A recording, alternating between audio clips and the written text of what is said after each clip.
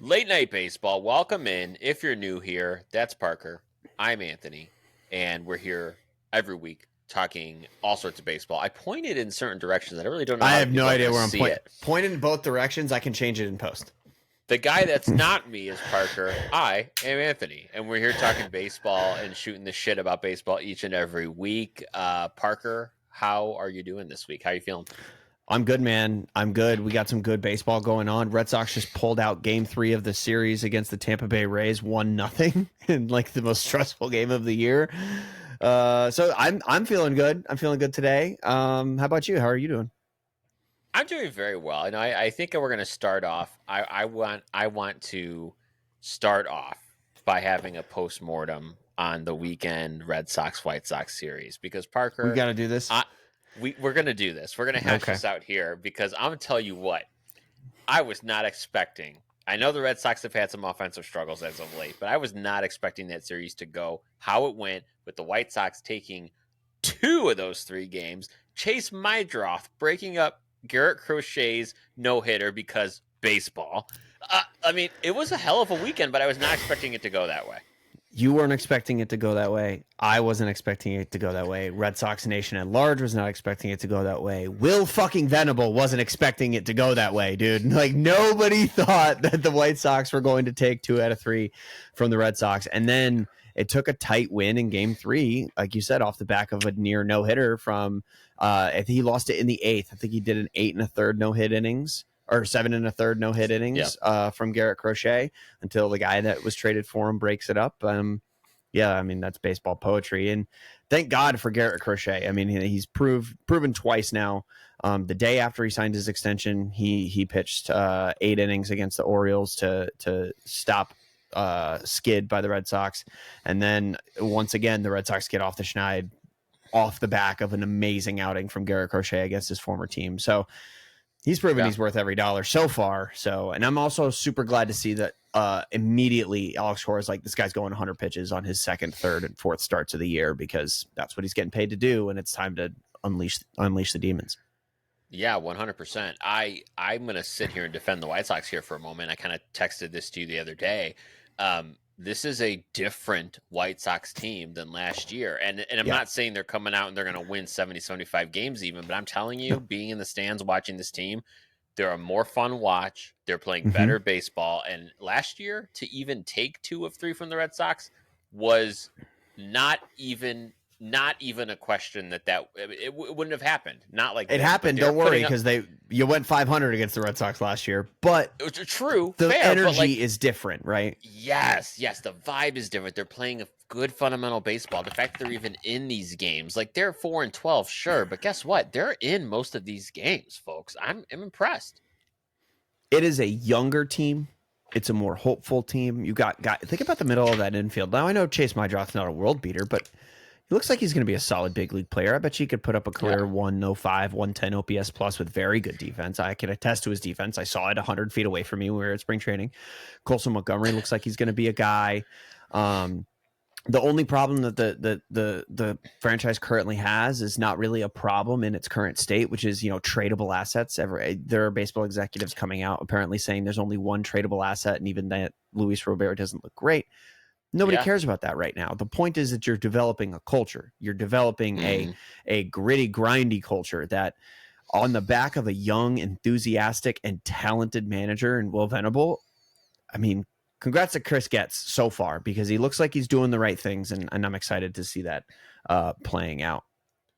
Yeah, absolutely. Well, yesterday, Parker, was one of the better days of the baseball calendar. It comes around every year. Of course, that's Jackie Robinson Day. Man, I never get tired of it, really, for a variety of reasons. But man, number 42 looms big in our baseball hearts as he does every year, and every year they make it extra special, I feel like. I got a super, super cold take on the whole Jackie Robinson Day. First of all, I love Jackie Robinson Day. I'm not about to come out here and say that I don't like it. I love Jackie Robinson Day. I had this 42 hat is one of my most worn hats. I love it so much. I love the movie 42. I love everything that Jackie Robinson did for the game of baseball.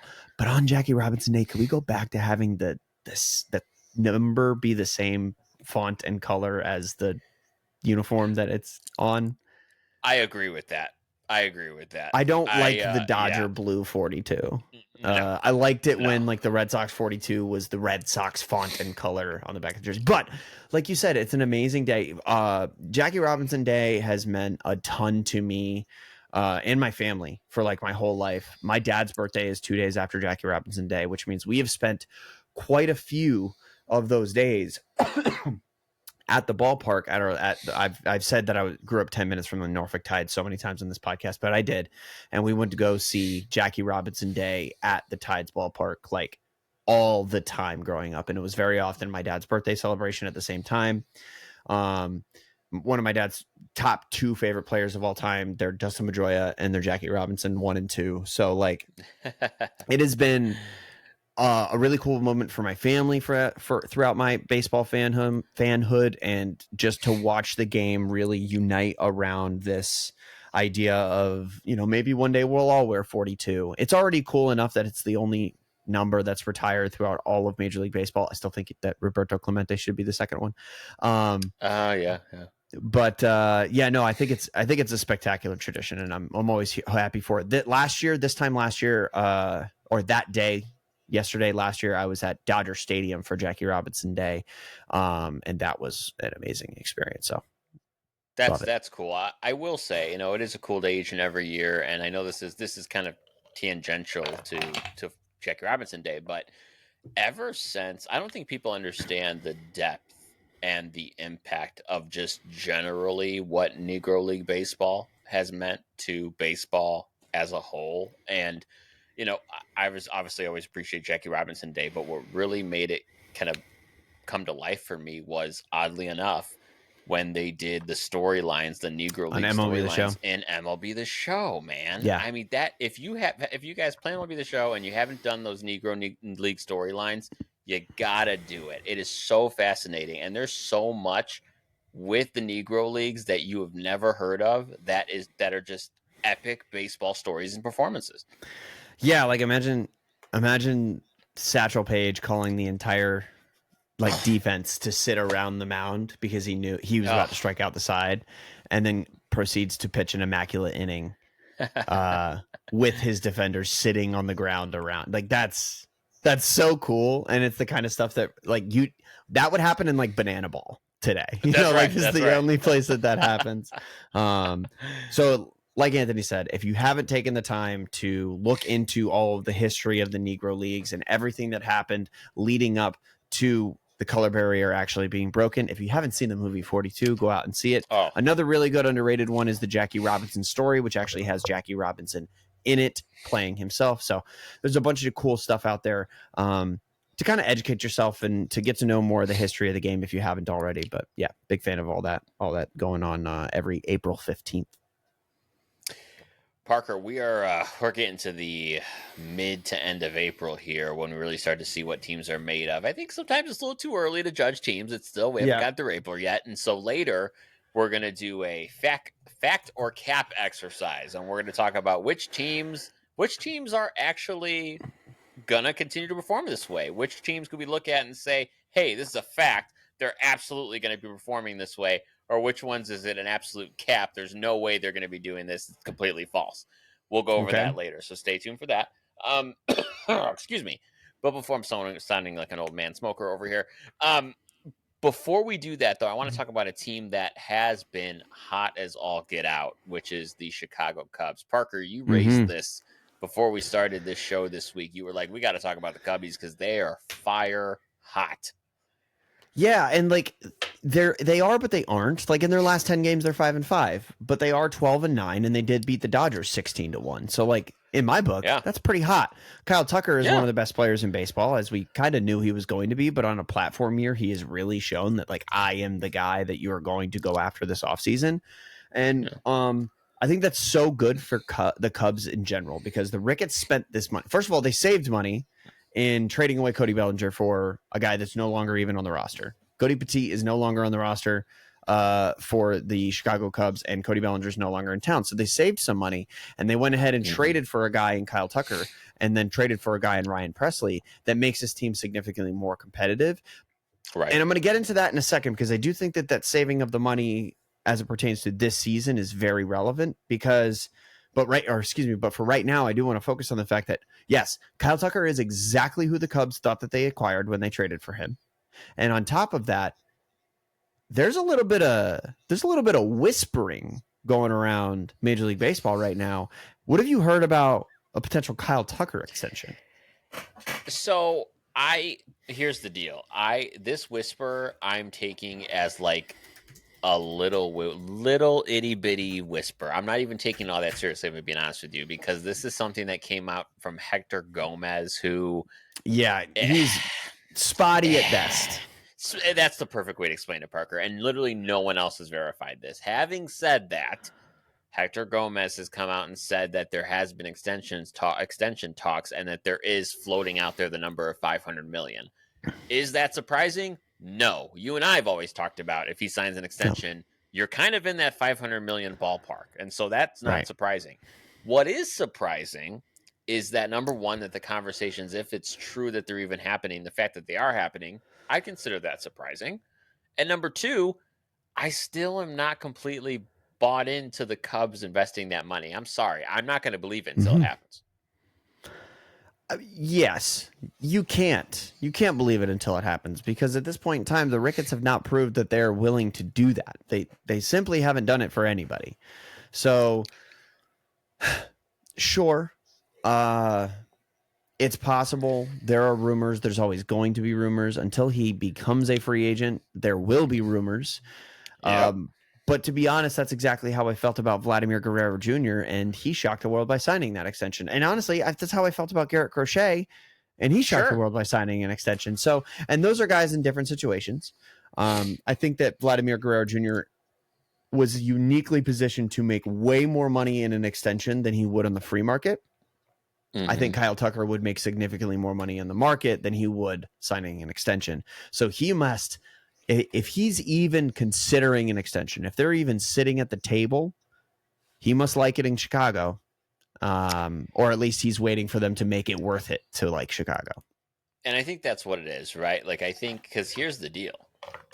To me, if I'm in Kyle Tucker's shoes and I really want to maximize my value, there's nothing that says I go to free agency and I can't come back to Chicago if I love it, right? Like, I want 4 or 5 teams competing for my services and making sure you're elevating that price, because we're talking about 500 million, but you get 550 and 575 and 600 by having a bidding war. And I think you got to do that. You just got to do that for yourself. That's exactly what happened. I mean, we just saw it with Juan Soto. We saw it with Shohei Ohtani. I think really the best example of it is Shohei Ohtani, because going into the Shohei Ohtani sweepstakes, it was like, is he going to make 400? Is he going to make 500? Try 700 million, because that's what happens when you get a bunch of teams driving up the price on each other. And that's just better for the players. And that's part of the reason why this next CBA beginning before the 2027 season is going to be so highly contested, because the owners know they do this to each other. And the less willing to spend owners also know that it's like 4 or 5 of their ranks that are like making their lives harder for the rest of them. So they're going to do their best to try to mitigate that. But I think it's good for the game of baseball. I think it's good for the players. I mean, when you get a guy like Vladdy Jr. setting the free agent market before it, how often do you really get a guy like Vladdy Jr. setting the free agent market before the season has even hit May? That I don't know if that's ever happened, especially, and it definitely hasn't happened at the level that he has, because now if I'm Kyle Tucker, the bidding starts at 500 million. Like, correct. That, okay, cool. 14 years, 500 million for Vladdy. I'm a better hitter than Vladdy. Let's do it. So 100%. And whether he is a better hitter or not is up to conjecture, but you're not Kyle Tucker walking to the table saying that Vladdy's a better hitter than you in that scenario. So I don't think we see the extension. For the record, I want to go on the record to say I don't think we see the extension. I think he hits the free agent market. I think he makes around 530 to 550.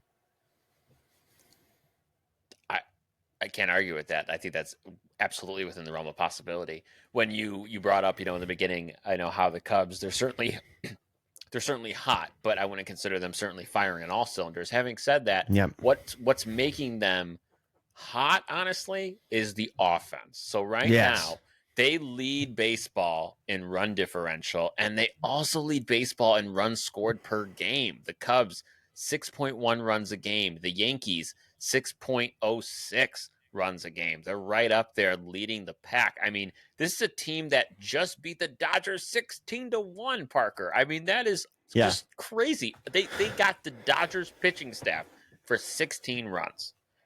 Yeah, and nobody can say that yet this season except for the Cubbies. And now I was going to point out their run differential too because it is very good. It's tops in baseball, but what concerns me now, and this kind of rolls into the next thing that we were going to talk about, but if we're talking about the Cubs, let's do it. Yep. You can score all the runs you want. If you're giving up a ton of runs, then that makes it very difficult to win baseball games. And that's kind of what it looks like might be in the Cubs' future with Justin Steele. It had being announced that Justin Steele is now shut down for the entire rest of the 2025 season, and God knows for how much longer in the 2026 season. We don't know exactly what elbow surgery he's getting, but we do know he's getting elbow surgery. Could be fully Tommy John, could be the internal brace procedure, or any other sort of reconstructive surgery that they're going to do to try to strengthen his elbow. But that is the problem that he's having, which stinks because when you look at it, look at the numbers and try to argue against Justin Steele being a top 5 pitcher in baseball since 2021. I don't think you can. No. So to lose a guy like that, it's going to be catastrophic for any team, but especially for a team in the Cubs, where I think that their biggest question mark already was the pitching department, and it just gets worse from here. Now, I'll let you say your piece, but I do have a couple things I want to point out about this pitching staff before we move on. Yeah, let's talk about the pitching staff here in a moment. But before I do that, I want to make a correction. So they won that game 16-0, and why that's significant is, and I caught this on MLB Network the other day, is that Cubs win was the biggest shutout at home for the Dodgers in their franchise history. No way. Wow. Yeah. Wow. Yeah. I mean, not yet. I wouldn't have. If you had asked me at the beginning of the season if anybody was going to beat the Dodgers 16-0, home, road, what have you, I would have said no. No way. Yeah. Because immediately I'm like, oh no, you'd have to do that in Colorado, and the Rockies definitely aren't doing that. So, not a chance. And Roki gave up just 1 run in that game, if you could believe it. I think Roki's been better. I think he's pitched like once since the last time we talked, but I'm going to pull up his Savant page. I think he's been better. Let's go while you're looking that up. Let's actually pull up. You bring up, which I agree 100%. My piece is basically to agree with you, and that is that my concern for the Cubs was always that they didn't have the proper rotation to support a deep into October team. I mean, we talked about them. I mean, in the offseason, they did flirt with apparently the idea of signing a Corbin Burns. We know that was a long shot given his situation, but right now, their rotation, we have Shota, which was always at the top, Shota Imanaga, left-hander Matthew Boyd, how about that for a name? Ben Brown, Colin Ray, and Jameson Tyone still hanging out, just like an ever-present body in that rotation. But this is, right now, those 5 guys, bottom half of baseball rotation right now. Absolutely. But when you pair it with the top 5 offense in baseball, it's pretty crazy the things that can happen. Now, I did want to bring up the fact that I mentioned that they freed up a bunch of payroll when they traded away Cody Bellinger for a bag of peanuts. What if they are just willing to take on kind of an albatross contract, or maybe a guy in the last year or 2 of arbitration who's making a shit ton of money and currently pitches in Miami and could really do a lot to shore up that rotation? I see what you're doing. Yeah, so I think we see the Cubs, if not outright get him, but make a very, very strong push. Maybe not even at the trade deadline, maybe prior to the trade deadline for a guy like Sandy Alcantara. I could see it. That would be a get. Remember this past offseason, they were talking to the Marlins about trading for him. That was a thing. And so the relationship's already there. So I think there's another thing that substantiates that happening, or at least substantiating the Cubs' willingness to spend if they're winning. So going back to January, okay, Ricketts had an interview with, I believe it was The Athletic, and he basically said, this was during their Cubs fan convention, and he basically said that they're willing to spend around $241 million towards the luxury tax threshold. So right now, you look at their payroll, they're at 196. So you're looking at about 50 million, give or take, of room there. Okay. And if he's saying he's Mhm. willing to go to 241, I mean, that is telling, right? That's a Sandy Alcantara and then some. And I would Yes. like to see them do that. I think, like you said, it serves them. If you're coming in hot in April and in May, pedal to the metal. Don't wait till July. Don't do it. Do it now. Yeah. Add 2 Don't starters. in a national league that's so competitive, you have no choice. Yes. Because even as we were saying that they are a very competitive team and they've been very good, like I said, I pointed out, they're 12-9. They are only 1 game up on the Milwaukee Brewers for the division. So while they have played good baseball, Yeah. those Brewers are good. The Reds could catch fire off the back of an incredible season that looks like is in the making for Hunter Green. You have to do it. I think you do it sooner rather than later. It's not very often you see big name pieces like that get off the board prior to the deadline, but I don't think the Cubs have any time to waste. I think that this is your Kyle Tucker year. You can't count on him any year after this. So let's see what you got. Yeah, absolutely. Absolutely. Parker, we were talking about last week how excited we are for World Baseball Classic baseball to return. It's coming up next season. We're going to see if Team USA and Japan can meet in the finals again. But we did. I think we did most of this talking off air. So I do want to point out that Anthony and I we're in the lab and we're trying to figure out how we're going to make another spring training trip next season down to hopefully at least like the quarterfinals, semifinals, maybe even the finals of the World Baseball Classic. We are in the lab, the baseball lab. That is right. We don't have Rapsodos or anything like that. We have our brains and our wallets, wallets, right? That do end at some point. But the rosters, they're starting to come out, or at least they will come out soon. They announced the coaching staff. Our main man D-Row is going to be managing that team again, which I'm excited for. I'm Mark so excited for that. Yeah. Oh, he's one of my favorite. And that coaching staff is like a who's who of MLB legends. It's awesome. Yeah. Hitting coach Matt Holliday, pitching coach Andy Pettit, and then a bunch of other just awesome names. Yeah, can't beat it. But the big thing is, which comes, I really think it's no surprise, but Aaron Judge is Captain America, you could call him, because he's captain of Team USA. I can't really say I'm surprised by that. It's obvious. Yeah, the only other guy would have been Mike Trout, right? Because he did it last time, and yeah, I think everybody wants to see him be captain and win the World Baseball Classic, or at least with the idea of that is probably pleasing to most people.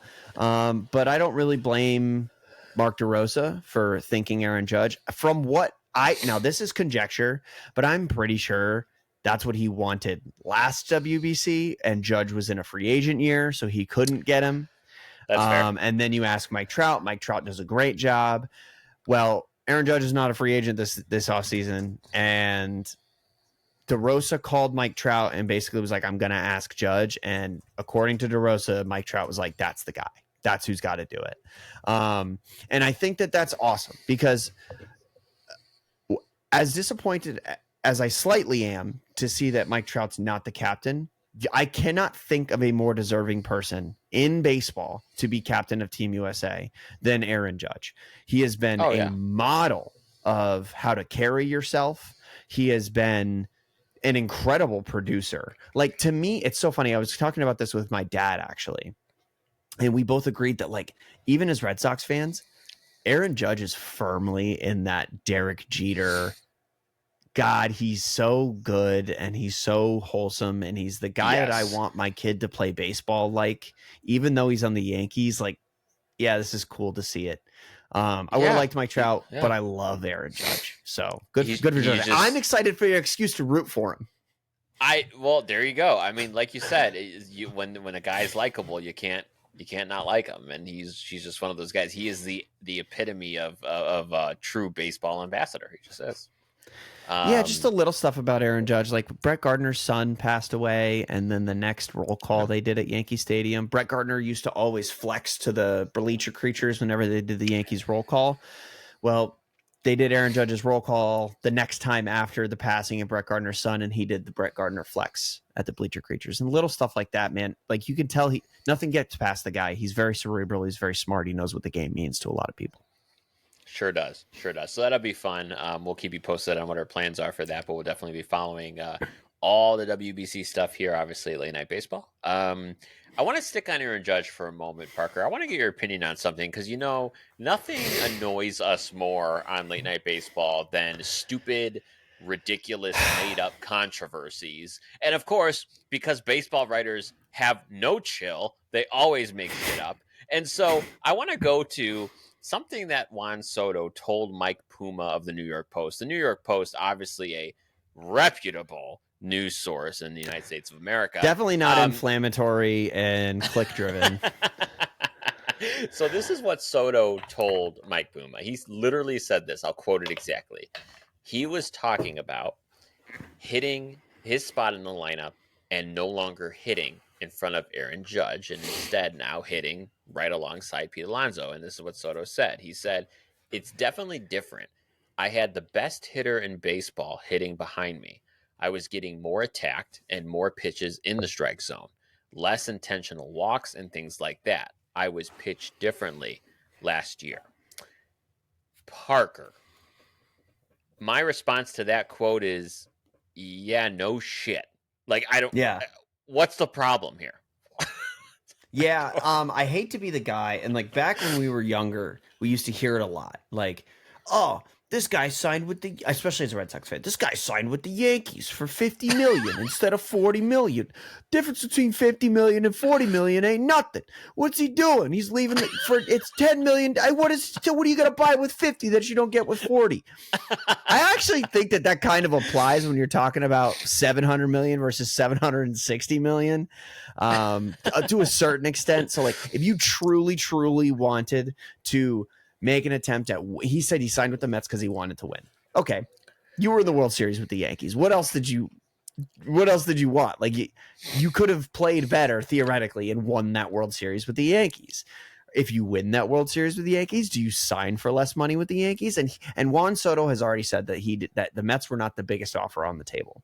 Do I believe that? Not for a fucking second. I think that he signed for the most money. And do I blame him for signing for $765 million, $805 after all said and done? No, I don't blame him at all. Yeah, go ahead and make your money. But then you cannot get on national news, which the New York Post is a national news platform, and say things like, honestly, inflammatory to your teammates. One last thing. When I say the number 1195, what number do you think I'm throwing out? I think you're throwing out OPS. Yeah, I'm throwing out Pete Alonso's 2025 OPS so far through 17 games. So while you may not be getting pitched differently to the degree of Aaron Judge, you are definitely getting pitched differently because Pete Alonso's batting behind you and he's hitting the shit out of the baseball. So I don't really know where one's going with this, but okay, whatever. Well, I think we buried the lead a little bit there. Let me provide some context to everything you're saying. So what you're saying is in response to the fact that people are saying that he's like regretting signing with the Mets because he's in a better hitting situation than the Yankees. I'm here to tell you, if we were to sit down and do an analysis of this and look at the pitches he's getting, the areas of the zone and all of that, I would bet that he is getting favorable pitches this year compared to last year. I would bet. You think he's getting pitched better this year than last year? I think he's getting better pitches last year. Oh, yes. Knowing that, yes, I agree. 100%. Now, I don't know that I agree that he's like, to me, it doesn't come off as like shitting on your Met teammates. I didn't take it like that. I took it as like, yeah, no kidding. If you have Aaron Judge in front of you or behind you rather in last year, yeah, you're probably going to get better because still people are still probably afraid of Aaron Judge more than they are Pete Alonso. I didn't take it that way. I think people are making a lot of it. And personally, I think he was just stating a fact. I think we can see that in the data. Mm-hmm. Okay. I agree. I think he's not quite having the season he would hope for so far in his first year with the Mets. He does have an 859 OPS, which is fine. It's amazing. It's Rafael Devers' career OPS. But That's not a Juan Soto OPS. Last year he OPS 989, and this year he's at 859. I mean, he's always been the guy who's going to take a walk, and I think that you're going to get more of those walks because, you would rather pitch to Pete. If you were to ask me right now, do you want to pitch to Pete Alonso or A-Rod for $1 million if you strike him out? Or not A-Rod, Aaron Judge. I'm pitching to Pete Alonso because I would rather, like he's not as good of a hitter. He's a spectacular hitter. He's an incredible hitter, but he's not as good of a hitter as Aaron Judge. So yeah, I'm going to go ahead and give better pitches to Juan Soto because there's less of a chance that Pete Alonso is going to punish me for it. Correct. Yeah, I don't know though. It just, I'm so sick of hearing about it. I'm so sick of hearing about and you know what? It's going to be a decade and a half of it. It's going to be 15 years of hearing about which team he signed with. Justin Havens, former MLB producer, currently on the Baseball is Dead podcast, he made a great point. We have never, ever seen a player in the prime of their career take money like this to go to the other New York team and then proceed to talk about that decision so much. And if this continues, we're just going to keep hearing about it every 3 weeks for the next 15 years. So get ready. Okay. That's not going away anytime soon. Yeah, only when he writes his tell-all autobiography. Oh yeah, we're looking forward to that one. Couldn't care less. Sorry, Juan. All right, so I want to talk about a pretty big development that happened this week, Parker. You and I have been talking about this gentleman for a while. He obviously missed all of last season for an internal kind of elbow brace procedure, not a Tommy John, like a Tommy John light. And that is Spencer Strider, who came back and made his MLB debut yesterday against the Braves against the Blue Jays there in Rogers Center. And Spencer Strider, he went 5 innings, allowed 2 runs, and struck out only 5 in 5 innings. Why I say only 5 in 5 innings is because this is a guy that when he was in AAA this year, rehabbing, this guy was over here pitching. Here, let me pull it up. 5 1/3, 5 1/3. He had in one game down there with the Gwinnett Snappers, 13 strikeouts in 5 1/3 inning, which it's AAA. Let's calm down, but still pretty incredible. He had the strikeout pitch working for him. Not so much in his first game back, but it's just good to see him back. It's good to see the Cav Master back. Yeah, guy's got the best legs in MLB. I don't know that you could even ask for a better outing from him. You didn't mention it, but the Braves did lose, and Strider was the losing pitcher. He did give up 2 runs, and they lost 3-1 to Toronto, who looks like they're on something else this season. Excuse me, but I don't know if you can ask any more out of a Spencer Strider than 5 hits, 2 earned runs, a walk, and 5 strikeouts. One of those being his 500th strikeout. So congrats to him. That tallies up to a 3.6 ERA in his first start. I think we're going to see a lot of really good stuff out of Spencer Strider this season. The thing I do want to ask though is, do you think that this is the missing piece that could turn this very young Brave season around? Because right now the Braves are currently sitting in last place in the NL East at a 5-13 record with a -17 run differential. Where are you at on Spencer Strider fixing all their problems? I think it's a large piece, honestly. Like if he can get cooking, like he has been in previous seasons, I think that gets them a significant amount of wins, and you can count on him every 5th day. Having said that, this offense just looks a lot different than it did 3 years ago, and I'm still concerned about it. I don't care how many times Spencer Strider's taken the mound. You look at this lineup, and it just keeps coming back to me. After your top half, your Olsons, Rileys, Albies, the rest of the lineup, like De La Cruz, Jared Kelnick, Nick Allen, it's just so light. Even Michael Harris, who usually you can count on to anchor the bottom of the lineup, he's hitting sub 200 so far. Like, if they don't turn the offense around, I don't care who's in the rotation. You're not going to be successful in a strong National League. It's just not going to happen. Yeah, I'm with you on that big time. I don't think this is a massive ad. I think it's a massive ad in the fact that it's Spencer fucking Strider. And he's going to strike out 250 dudes probably. But you're lucky you got him back with only 3 starts missed. Like I think everybody else is on their 3rd time through the rotation. Yeah. Maybe fourth time. Everybody's pitched 3 times. So he's missed 3 starts. You could probably get like 27 starts out of this guy this year. So you're looking at basically a full season. But to your point, unless you start hitting, it's not going to happen. Mm-hmm. Ronnie's got to come back. That's fine. Albies has got to start hitting. Ozuna's got to start hitting. Riley's got to start hitting. Their team batting average right now, if you had to take a guess, what do you think it is? Going into play today, so not including today. Their team batting average. Oh, shoot. I would say... Just for context, last year it was a 243. I think their team batting average now is probably 210. Better than that. 226. Okay. Interesting. 226, but their OPS is a 685. Yeah. That's the killer right there. I just don't...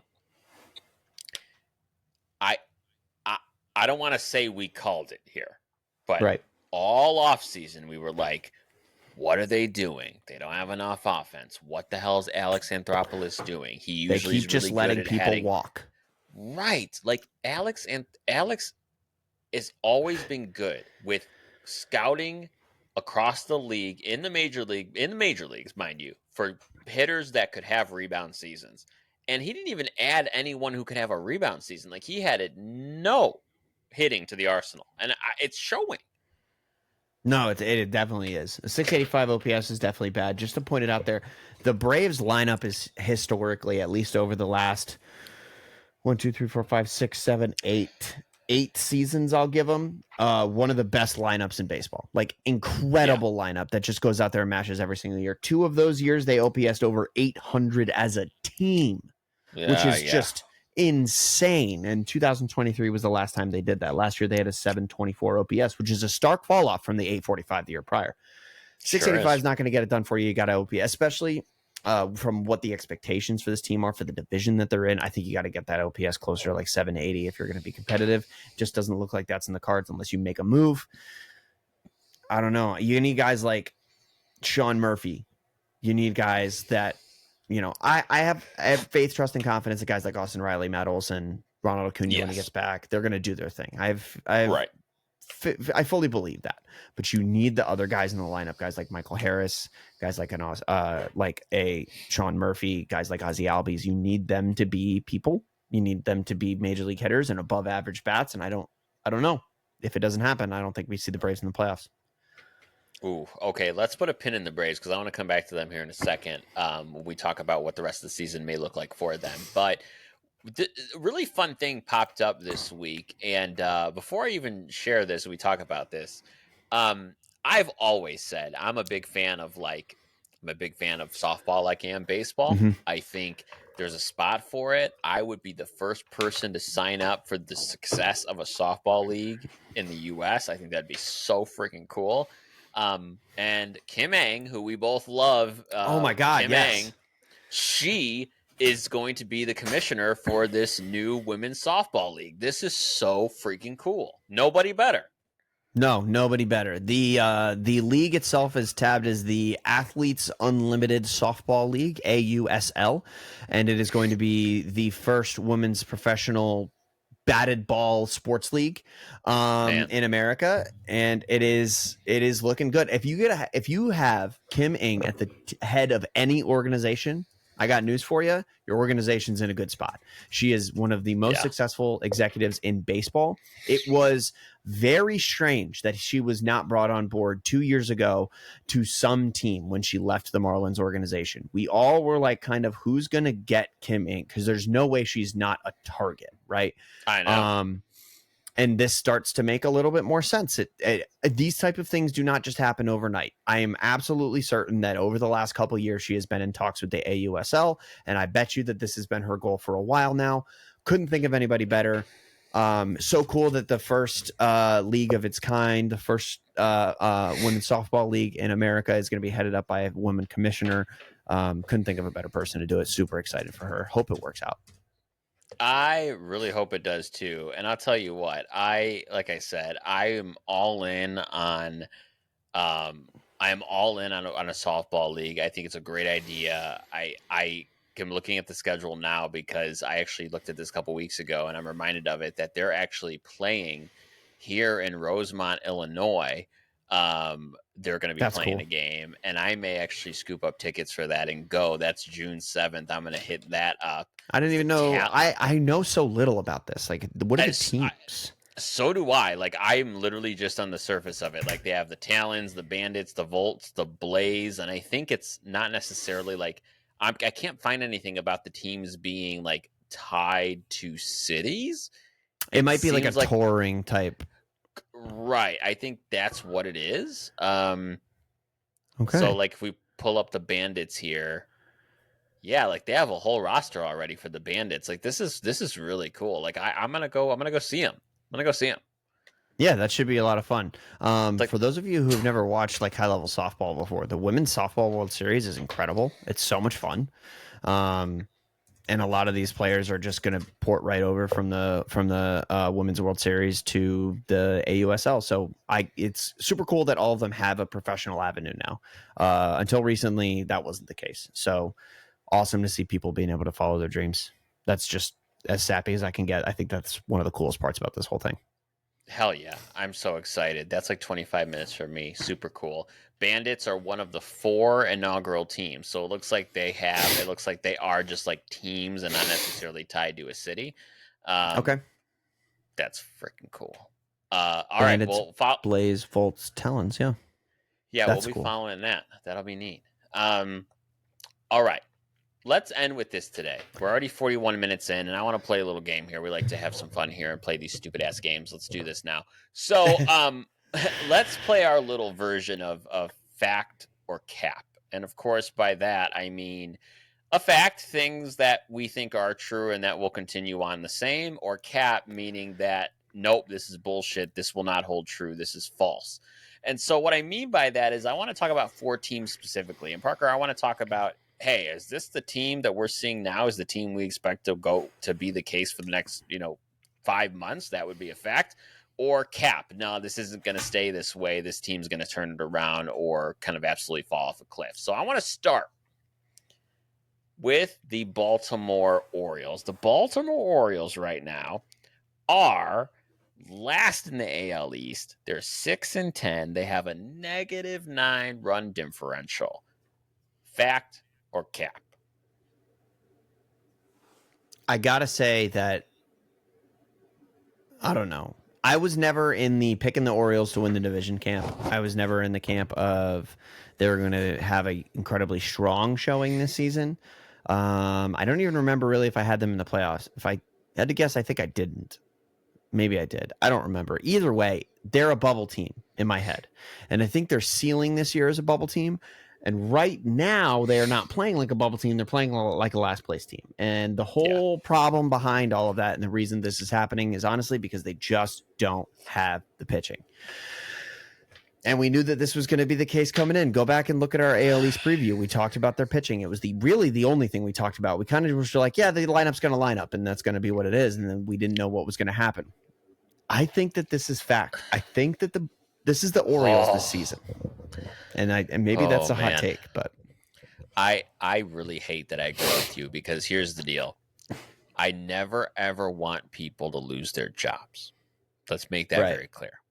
However, if you own the Orioles and you have Mike Elias heading that baseball operation, and you're wasting these young players' primes by not getting pitching, that's a fireable offense. Because guess what, Parker? Henderson's only going to cost league minimum once.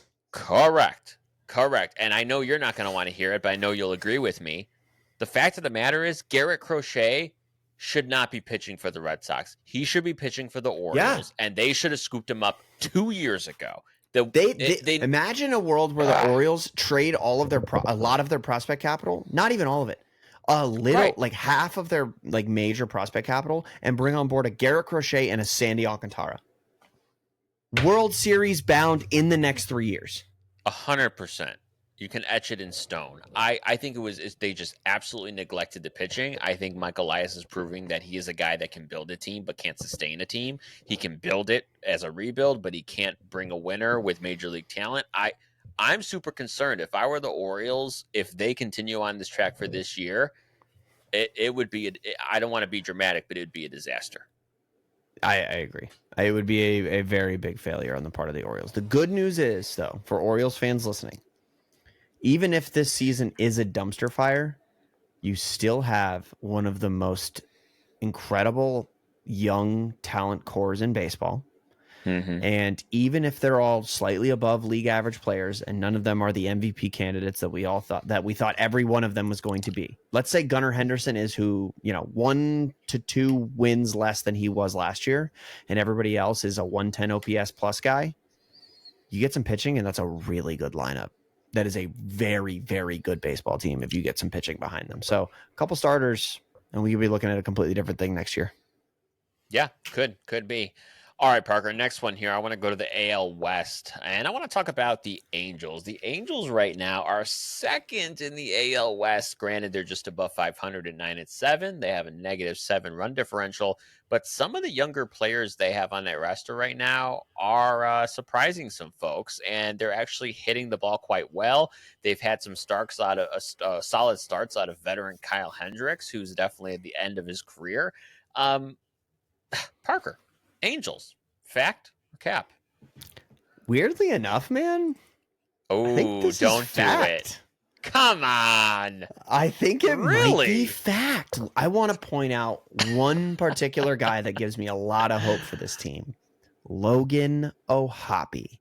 I love that. Logan O'Hoppe has been incredible to start the season, and I really don't see him tailing off too hard. And when you look at the fact that this lineup kind of does have some guys in it that can hit, guys like, I don't know, you ever heard of Mike Trout? If he stays healthy, we're looking at a pretty decent season so far.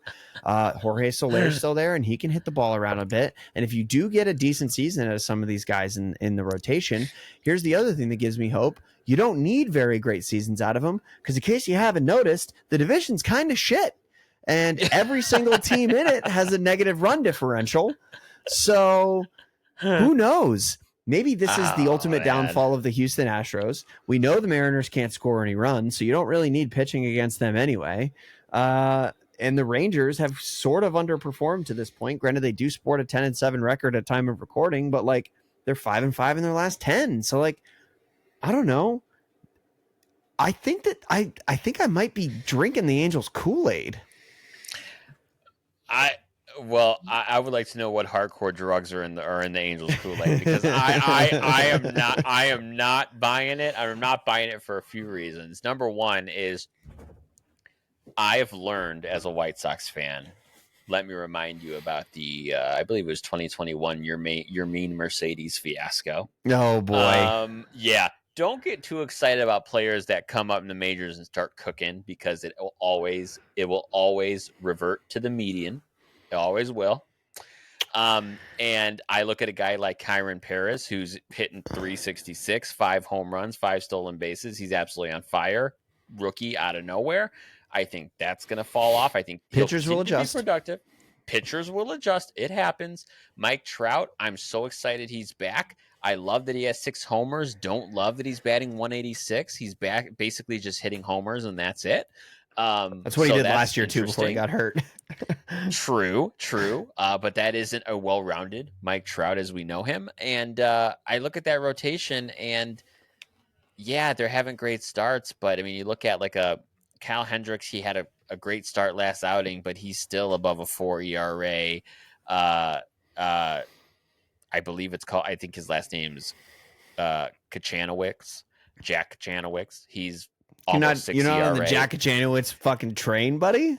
I'm not on the train. I'm barely at the station, my friend. I just don't. I just am not entirely sold. The Angels are one of those teams where if they are doing this through the middle of May, I'll show up to the station. I'll show up. Until then, okay. I'm pessimistic. Interesting. Okay, I think that it would be super fun. I mean, I think you would. It'll be fun. If the Angels do this, I think it'd be super fun. I'd love to see Logan O'Hoppe become a guy. Like, it really, really am bought in on him in particular. I think he's a super fun guy to watch play. I don't think he's going to keep one dotting. his OPS for the entire season, which is what he's currently doing with a 186 OPS plus. He's not going to continue to do that, especially now as a catcher. But I do think it's fun. I hope that it continues to be fun. And I think that the Angels being good would be refreshing. And I think I'm just making excuses at this point. So we should move on. Well, I know it would track. It would really track because there's nothing that would make more sense in my life if the Angels were a winning team this year because they acquired Tim Anderson and Yoan Moncada, who did jack shit for the White Sox over the last several years, to go to the Angels and have a winning team. Call bullshit right now. Anyway. Not at all bitter. 3.7% odds to make the postseason, less than 1% to win the World Series right now for the Los Angeles Angels of Anaheim, California. We've seen crazier things. Yeah. Yep. Also, Wash. Come on. Well, in on the Wash train. Oh, everyone loves Wash. How can you not? I love the guy. Yeah. Ron Washington, manager of the Angels. Hope that guy does great. No cell phones. Absolutely no fucking cell phones. No cell phones, not at all. All right, so let's go on to our next one. I have two more for you. So I want to talk about, let's stay in the West, but jump to the NL. And right now, if you were to look at the NL West standings, you have the Padres leading with 12-4 record. They're 2 games in front of both the Giants and the Dodgers. But I want to focus in on the Giants because they're 12-5 in the thick of it. Their run differential, Parker, plus 27. All right. They're better than the Dodgers by 20 runs. All right. So the Giants coming out of nowhere, fact or cap? Cap. I got cap on this one. I don't think Jung-Hoo Lee is the next Aaron Judge. Call me crazy. Call me crazy. Let me pull up his Savant page. Hold on. I had it up earlier. But where do you think he is on bat speed metrics as far as Jung-Hoo Lee? I would say he's 55th percentile. 12th percentile. Are you kidding me? 12th percentile bat speed. I thought you meant 68.5 miles per hour. Okay, sorry, I heard you wrong. I thought you meant like actual like sprint speed. Sorry. Bat speed. No, bat speed. Where is he at sprint speed? What'd you say for sprint speed? What'd you say? 55? I said 55. Put some respect on the grandson of the Wind's name. He's 71st percentile sprint speed, sir. He's beating Jake Berger in the race, okay? All right, calm down. You're the one that just shit on him right away when we mentioned Giants. You're over here like fucking Jung-Hoo Cap over here. Relax. I love Jung-Hoo Lee. Right now he is hitting to the tune of 343 with a 400 on base percentage, 657 slug with a 1.057 OPS. To the tune of 3 home runs. I just don't know if I think that his career numbers of 773 OPS is closer to what we're going to get from him with good defense. I think that that's kind of who he is. I do love me some Jung-Hoo Lee. I think he's a great player. I just don't think that he's going to be this for the whole season. And that's kind of a lot of their lineup at this point, considering like Willy Adames, Matt Chapman, maybe Heli Ramos. Those are the other guys that you're looking at as far as like who's going to contribute offensively to this team. And none of those guys are somebody that if my team signed them to be my 3 or 4 hitter, I'd be like, cool, awesome. That sounds awesome. Right. Every one of those guys is like is somewhere between either a 2 hitter or a 6 hitter. True. Now, having said that, I struggle with the Giants right now because I agree with all that you're saying. I don't think it's sustainable, particularly from an offense standpoint. If you look at just their ratings for their offense and their starting pitchers, their rotation, they're 19th in average in the league, 20th in on-base percentage. And for their starters, they're actually 22nd in baseball in ERA. Not great. Hits per 9, 23rd. Not great. But something's not clicking in my brain because you look at their schedule and what they've done. Okay. They opened the season taking 2 of 3 from the Reds. Then they went on and they swept the Astros. They swept the Mariners. They took 2 of 3 from the Yankees. And right now they're in a series with the Phillies where they're leading that 4-game series 2-1. Like, they're putting some runs on the board and they're winning. I would feel differently if they were winning, if their schedule was just a favorable schedule, but they're winning against some good teams. So I think it's too early, much like I said about the Angels, it's the opposite direction. I think it's too early to call cap on them because they're showing up and playing meaningful baseball against good teams. You know, you have a point there because I'm looking at Savant right now and I'm clicking around on other players right now. Oh, it's Luis Matos, not Heliot Ramos. So looking at Heliot Ramos, his OPS right now is 680. So you'd think he would improve upon those numbers. And Willie Adames right now is only OPSing 580, a 581. So like probably going to see some improvement from him. I just clicked off of it, but Matt Chapman somewhere in the 775 range as far as OPS. So like that's kind of who he is. That's actually kind of on the high end of who he is. But he's going to keep playing incredible defense. Who else is going to contribute to this team offensively? I mean, Patrick Bailey's there. Wilmer Flores, like there's nobody on this team, not a single person that I'm like, I want that guy taking at bats in the 9th inning with the game on the line. None of them. And that's what concerns me when your pitching is in the 20s and as far as ERA ranking. Yeah, I agree with that. And they're also just it's how do I explain this? Beyond their starting 9 in that lineup, you go to see what depth they have behind that, and it's non-existent. So if any of those one guys go down, next man up doesn't really exist for them, unfortunately. So I just think they're just it's a more risky scenario, more plausible that they will ultimately cap, because I don't think they can sustain 162 at this level. That's I don't think so either. I think the first Giants-Dodgers series is going to teach us a lot about this team. That's a good point. Yeah. Because when this lineup comes in contact with some really good pitching and that rotation comes in contact with some really good hitting, I think they're going to be put in their place pretty quickly. Yeah, good point. Good point. All right, last one. We're going to bring it back to a team we were talking about earlier, so I saved it for last. The Braves, Parker, we talked about them a lot already. I'm not even going to give a spiel on it. Everyone knows what we think about the Braves, but honestly, let's have a real heart-to-heart here. Braves, fact or cap? I had to think about this one, and literally in the last 5 minutes, I have talked myself around in circles about whether or not I'm going to do fact or cap on this one, but I think their current standing is cap. When I really go back and think about it. We're still talking about a rotation that has Spencer Strider. We just saw him come back and do good things. We still talk about a rotation that has Chris Sale. Spencer Schwellenbach looks promising. And that is the weak part of there. Let's not forget that is the weak part of this team. Mm-hmm. The strength of this team, the thing you're going to count on day in and day out come May, June, July, August, is the lineup that has not performed yet. This is the same thing.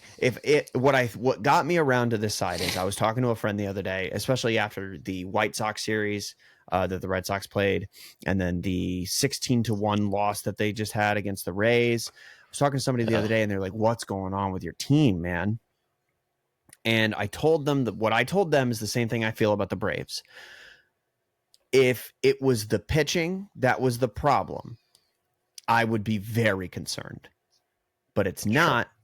It's the offense not showing up. And I'm going to say it for the Red Sox, but it applies to the Braves. If the Red Sox aren't hitting, wait until the warmer months at Fenway. That lineup's going to come around. They're going to start putting up 12 runs on once a week, and it's going to start feeling like more and more of a ball club. This Braves lineup is way too good to not start producing. They've started cold.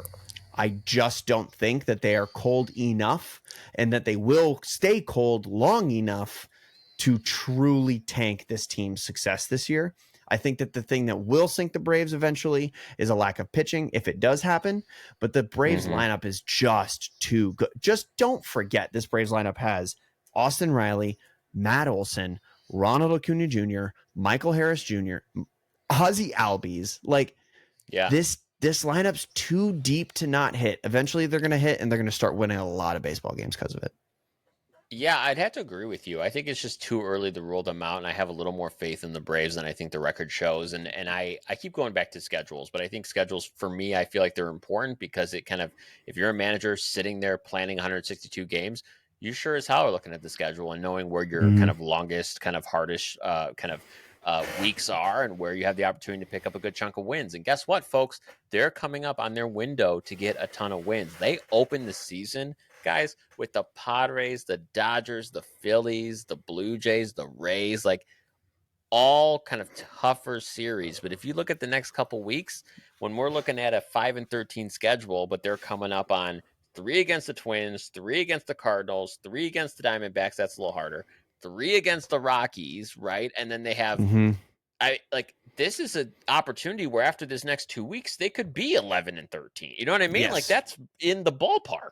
And then when you're 2 games below 500, you're a good week away from being a playoff team. Like you do need to have those good 2 weeks. You need to Yeah. have that good week after that. But like if there's a team with the lineup, if this was in the middle of the season, last year, if this was an August stretch in last year and you didn't know their record, and you said that the Braves are going into series against the Rockies, the Diamondbacks, who else did you say? The Twins, the Cardinals, you'd be like, oh yeah, Braves are going to win like 60% of those games. Well, if they Right. do that, now they're a contender again. So Correct.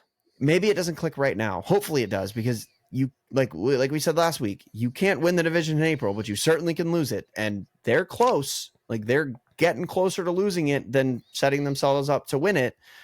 But I just think that this lineup's too proven. I agree. Here's something I think you and I need to keep an eye out for, and I recommend everyone keeps an eye out for the Braves. I think the part of the schedule coming up here that's really going to give us a litmus test for them, honestly, is May 12th through 22nd. Why? Well, in that 10 days, they play the Nationals 7 times. All right. You got to win 5 of those games. You have to. And in between, you have 3 at Boston. All right. So honestly, if you want to get ahead in this division and make up lost ground, you need to win at least 5 or 6 of those 7 games against your division rival. If they do not do that in that 10 days, I think we're having a different conversation. Yep. And you know what what really tends to wake up a lineup? A good 3-game series in Boston as the weather's starting to warm up. That'll wake up a bunch of lineups. There you go. There you go. Oh my goodness, Parker. We should you know what? We should do this again next week if you're up for it. I think so. You know what's funny is we were at like the 40-minute mark, and I was like, how long is this episode's going to be? Yeah, of course, we run our freaking sucks, and now it's an hour and 2 minutes in. We're always pretty good at timing it while not timing it. We don't time it here, folks. It's just magic. This is what we do here. We talk until my contacts dry out, typically. Right around now is when I'm like, all right, time for bed. Yeah, 1 hour of contact time. That's what we're working with here, folks. All right. Well, we'll be back next week. Parker will have a new set of contacts. We'll be here for an hour. Catch you next week, folks. Take care.